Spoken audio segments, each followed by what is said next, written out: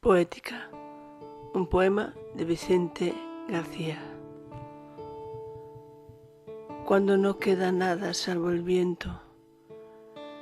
cuando por la memoria va cayendo la lluvia del 80,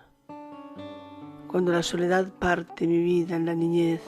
la adolescencia, ahora, cuando es inevitable que la nieve bloquee los caminos en los helados páramos del tiempo,